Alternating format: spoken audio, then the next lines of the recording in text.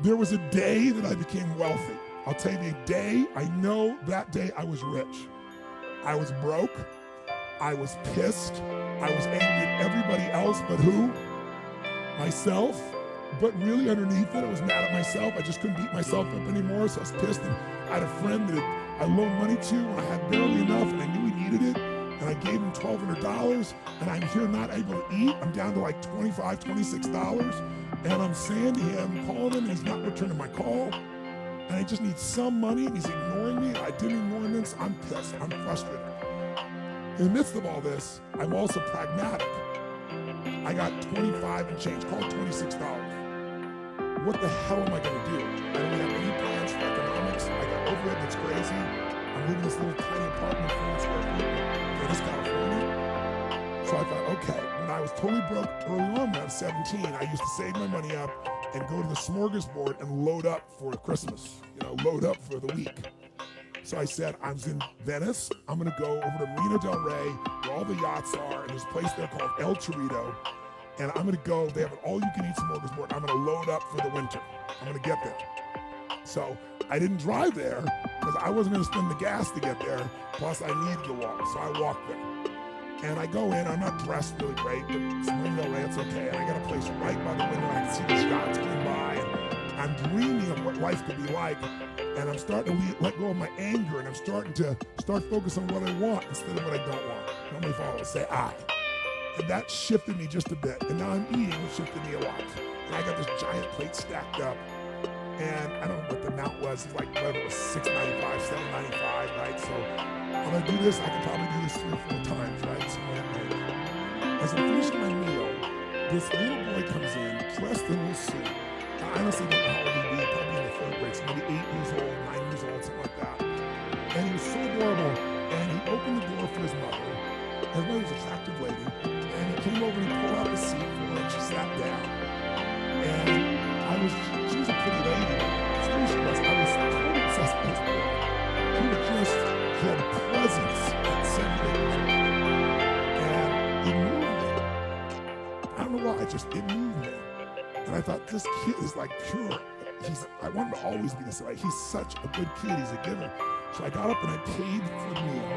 And whatever it was, $6, $7. So now I've got whatever left, $17, $18, $19. And I walk up to this little boy. I said, excuse me. And I said, I just want to acknowledge you for being such an extraordinary gentleman. I said, I saw the way you treated your lady, how you opened the door, how you pulled the chair out. I said, that's class. I said, my name's Tony, what's yours? I don't honestly remember his name, Charlie or something. And he looked up at me and I said, Charlie? I said, that's amazing, taking your date out for a lunch like this. He goes, actually, she's my mom. And I said, that's even more cool. And he said, oh, but I'm not taking lunch because I'm just, I think he's like late. I said, oh, yes, you are. I had no plan for this. I just reached in my pocket, I took all the money I had left, $17, $18, $19, and I put it on the table. I said, you're taking it to lunch. He looked up at me and he goes, I can't take that. I said, sure you can. He said, why? Because I'm bigger than you are. And he smiled real big, and I didn't even look at his mom. I just turned and looked at him.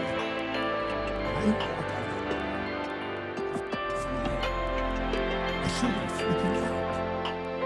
How the fuck am I going to eat? But I didn't. I flew because something inside of me had finally got past scarcity.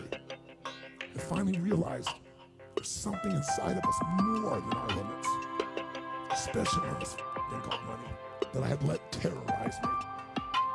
And I got home, and the mailman came that day, and I had no idea I was going to have my next meal. And a letter comes, and it's from the guy I loaned the money to. Handwritten note saying, I've been avoiding you, it's wrong, I'm so sorry, you were there when I needed you.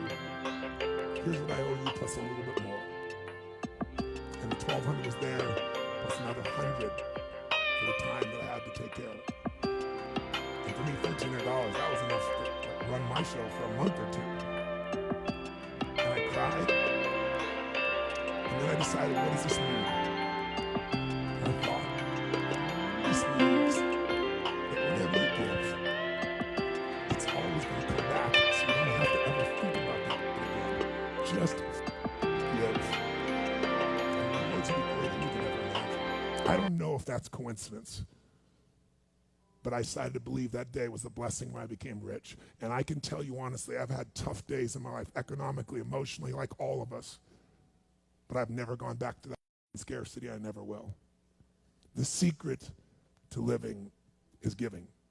Do it when you don't have it, and I promise you, scarcity will leave your life.